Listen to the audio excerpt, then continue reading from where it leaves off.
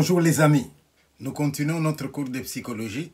Je vais commencer par un exercice. Le Cid de Corneille, le monologue de Don Diego. Ô rage, ô désespoir, ô vieillesse ennemie, n'ai-je donc tant vécu que pour cette infamie? Et ne suis-je blanchi dans les travaux guerriers que pour voir en un jour flétrir tant de lauriers?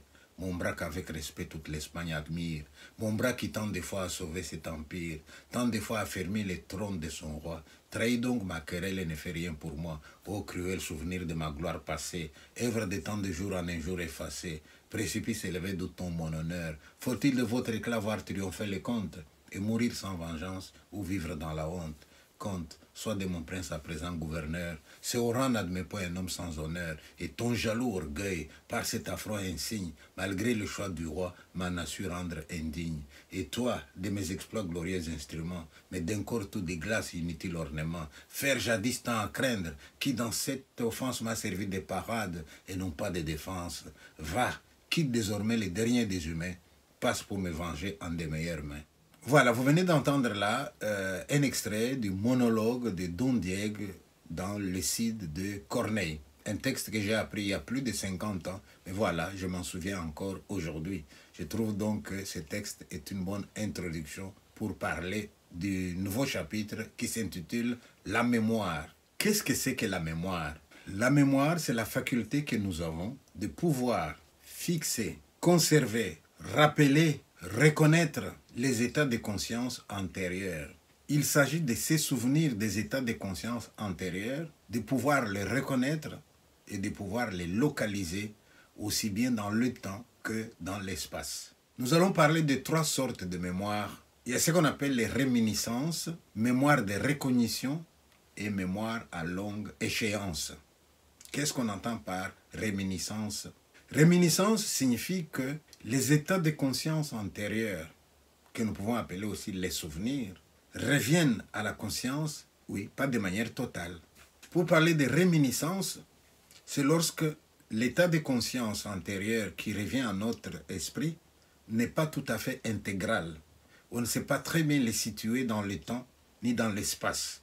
Nous avons ce qu'on appelle mémoire de recognition. La mémoire de recognition, c'est lorsque les souvenirs ne nous viennent à l'esprit que par suite d'une excitation extérieure. Vous voyez quelque chose, oh, ça me rappelle, eh bien ça c'est la mémoire de recognition. Et puis nous avons aussi la vraie mémoire qui s'appelle la mémoire à longue échéance.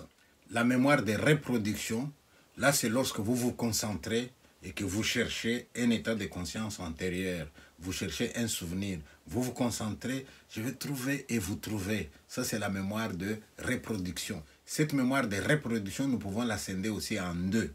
Ce qu'on appelle la mémoire immédiate et la mémoire médiate.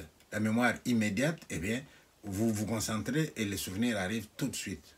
Et la mémoire médiate, ça c'est la mémoire à longue échéance, c'est la vraie mémoire. Dans la mémoire médiate, que nous appelons mémoire à longue échéance, nous avons comme première phase la fixation des souvenirs. Et la deuxième phase, ça sera la conservation des souvenirs. La troisième phase, ça sera la reproduction du souvenir. Donc, fixation, conservation, reproduction du souvenir. Quelles sont les conditions qu'il faut remplir pour fixer les états de conscience antérieurs? Eh bien, pour fixer les états de conscience antérieurs, pour fixer les souvenirs, eh bien, il y a un certain nombre de conditions. Les voici. Il faut une certaine unité logique ou naturelle. Lorsque vous étudiez un texte, vous allez le retenir facilement si le texte raconte quelque chose de logique ou si le texte est aligné en respectant certaines règles. Vous pouvez dire facilement « dimanche, j'irai à la messe ». C'est plus facile à retenir que si on inversait le mot de la phrase « messe, dimanche, j'irai ». Mais s'il faut reproduire « dimanche, j'irai à la messe », ça vient plus rapidement que si on prend la même phrase mais on intervertit les mots. Pourquoi vous retenez plus facilement « dimanche, j'irai à la messe » parce qu'il y a une logique là-dedans. Vous avez aussi des textes qu'on va retenir facilement parce qu'il y a un rythme là-dedans. Ce n'est pas pour rien parfois que dans la poésie, on va vous dire, on va terminer avec la même syllabe. Il y a une musicalité. Une autre condition pour fixer les souvenirs, c'est l'intérêt. Quelque chose qui vous intéresse, eh bien, vous retiendrez ça très longtemps. Le degré d'intelligence nous n'avons pas tous le même potentiel de base. Vous avez des gens, ils viennent au monde, il a un quotient intellectuel élevé. Ce genre de personnes-là, ils vont retenir facilement un texte, tandis que pour le commun des mortels, il va falloir répéter, répéter, répéter. C'est en fonction aussi de l'état de santé. Vous êtes en bonne santé, voilà, vous allez retenir les souvenirs.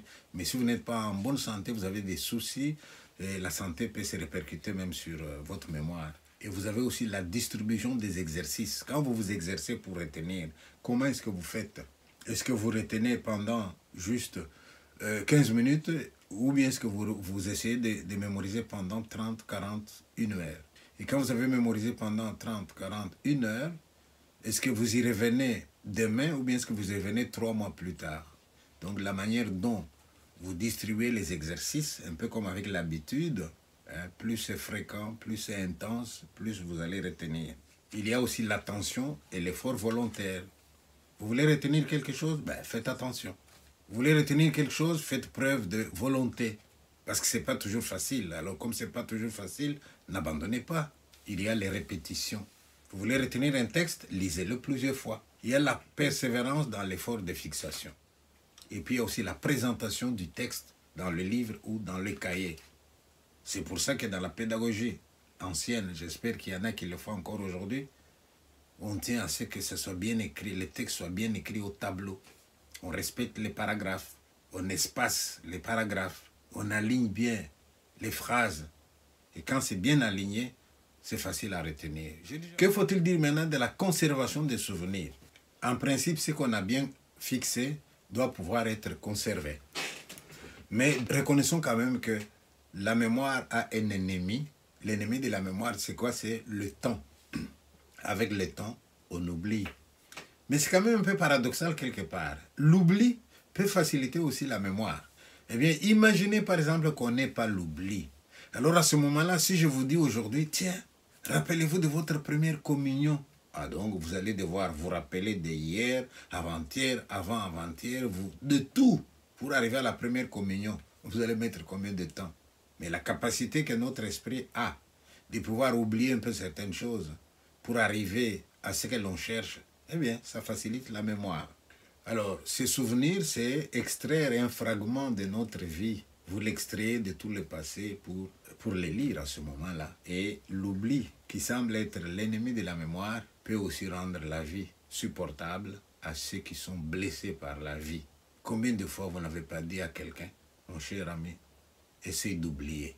Or, l'événement était fort. Hein? Vous lui dites, essaye d'oublier. C'est pour dire que si le souvenir est là, l'état de conscience est là, présent, immuable, eh bien, on est paralysé. Mais vous lui dites, essaye d'oublier, mon ami, s'il vous plaît. Donc, l'oubli peut nous aider. Troisième point, c'est la reproduction des souvenirs. Donc, vous voyez, la mémoire nous permet de fixer les souvenirs, les états de conscience antérieurs. La mémoire nous permet de les conserver. Mais, une phase importante, nous devions pouvoir nous les rappeler. À quoi sert-il de dire j'ai retenu un texte lorsqu'au moment où on vous demande de le reproduire, vous n'êtes pas capable de le reproduire? À quoi sert-il de dire j'ai une mémoire et alors vous avez déposé vos clés, je ne sais pas, à tel endroit et vous ne savez plus vous souvenir où est-ce que vous avez mis les clés? Ça nous arrive, hein? On peut être distrait. Mais si c'est tout le temps, tout le temps, tout le temps, là il y a un problème. Donc, fixer les souvenirs, c'est une chose. Conserver les souvenirs, c'est une chose. Mais une autre, c'est de nous les rappeler, nous les remémorer. On appelle ça reproduction des souvenirs. La reproduction des souvenirs peut être spontanée ou alors volontaire. Vous avez déjà vu quelqu'un qui est assis et puis à un moment il éclate de rire. Je dis, mais de quoi tu ris? Il dit, non, c'est rien. Non, mais dis-moi, c'est quoi? Mais je viens de me souvenir de... Donc, il s'est souvenu de quelque chose et il éclate de rire. Ça, c'est un souvenir qui vient comme ça, spontanément. Mais il y a des fois où vous avez besoin d'un souvenir ancien. Vous voulez bien vous rappeler c'était quoi encore. Et c'est pas facile, ça ne vient pas. Vous dites, mais attendez, laissez-moi me concentrer. Et volontairement, vous cherchez. C'est pour ça qu'on dit reproduction soit spontanée, soit volontaire. Mais il existe une loi qui peut nous permettre de nous rappeler les souvenirs. C'est ce qu'on appelle la loi de réintégration. Réintégrer. Qu'est-ce que cela veut dire? Cela veut dire que vous cherchez un souvenir, d'accord. Ces souvenirs ne viennent pas directement, d'accord. Mais vous essayez de dire, mais tiens, c'était à tel endroit. C'était quand j'étais parti en vacances. C'était quand je suis allé à la plage. Oui, c'est un tel. Donc, vous voyez quelqu'un, vous vous demandez, mais il vous dit même bonjour et vous êtes là. Ben, je ne me souviens pas de ce monsieur, c'est qui? Alors vous cherchez. Mais alors à ce moment-là, vous allez pouvoir éliminer, vous procédez par réintégrer. Vous dites, ben, de toute façon, étant donné son âge, c'est peut-être quelqu'un que j'ai vu il y a... Ouais, mais est-ce que c'était en Belgique? Est-ce que c'était à Kin? Est-ce que c'était quand j'étais à Lubumbashi? Vous essayez de... Ah oui, mais peut-être dans le milieu professionnel ou bien dans un club. Et là, vous allez trouver, on appelle ça la loi des réintégrations. La mémoire immédiate va grandir jusqu'à 22-25 ans. Mais pour l'enfant, la mémoire est surtout sensorielle. C'est pour ça que nous disons, quand on enseigne aux petits-enfants, il faut toucher les sens. D'ailleurs, qu'est-ce que nous avons dit des sens? Les sens, ce sont des portes par lesquelles entrent les connaissances. Donc, il faut un enseignement intuitif. L'enfant retient plus facilement que l'adulte. Mais malheureusement, chez lui, l'oubli vient aussi facilement. L'adulte va retenir un peu difficilement. L'enfant retient facilement, mais quand il va s'agir d'oublier, l'enfant va oublier facilement. Prenez l'exemple, vous allez dans une ville qui n'est pas la vôtre, où on parle une autre langue. Eh bien, dans un laps de temps, l'enfant peut maîtriser la langue avant les parents. Mais quand vous allez quitter cette ville-là, vous allez dans un autre pays où on parle une autre langue encore, eh bien, l'enfant peut oublier plus vite la langue maternelle, alors que les parents vont parler jusqu'à la fin de leur vie. Donc, la mémoire de l'enfant est sensorielle. L'enfant retient plus vite. Malheureusement, il oublie aussi plus vite. Avec le temps, la mémoire de l'enfant deviendra alors plus logique, plus intellectuelle. Et la mémoire est souvent en corrélation avec l'intelligence, nous l'avons dit. Est-ce que c'est important la mémoire? Mais oui. Vous imaginez, s'il n'y avait pas la mémoire, nous vivrions dans le présent. Il y a un proverbe qui dit, si tu veux savoir où tu vas, n'oublie pas d'où tu viens. C'est en se rappelant d'où l'on vient qu'on va évaluer où est-ce que je suis aujourd'hui, qu'on va se dire où est-ce que je vais projeter. Combien de fois est-ce que nous ne sommes pas retrouvés à chercher une solution pour nous adapter à la vie? Mais il nous faut des outils. Et ces outils, nous les cherchons où? Aussi dans notre mémoire. Tiens, dans tel contexte, cet événement était arrivé, un tel, il avait fait ça, etc. Ou même, s'il n'y avait pas de mémoire, donc vous voyez un lion, vous allez vers le lion, vous dites, c'est un agneau. Sans la mémoire, il nous serait impossible d'apprendre quelque chose. Il nous serait impossible de réfléchir. Il nous serait impossible de penser. Nous ne connaîtrions pas le passé. Nous n'aurions aucune habitude, aucune expérience. Nous vivrions alors dans le moment présent. À ce moment-là, vous n'allez pas dire, moi j'ai l'expérience. Avoir l'expérience, c'est quoi si vous n'avez pas de mémoire? Mais la mémoire a ses pathologies. Parmi les pathologies de la mémoire, nous commençons par les dysmnésies. Quelqu'un qui souffre de la dysmnésie, c'est quelqu'un qui ne peut pas enregistrer, fixer et conserver les souvenirs. Les dysmnésies se caractérisent par la difficulté d'enregistrer et de fixer les souvenirs. Les hypermnésies ou exaltation de la mémoire. Là, c'est l'excès, donc les souvenirs qui affluent à la conscience, au point que vous ne savez même pas faire un tri là-dedans. Donc les souvenirs affluent à la conscience. Même des souvenirs qui semblaient perdus viennent inopinément. Vous avez aussi ce qu'on appelle les paramnésies ou illusions.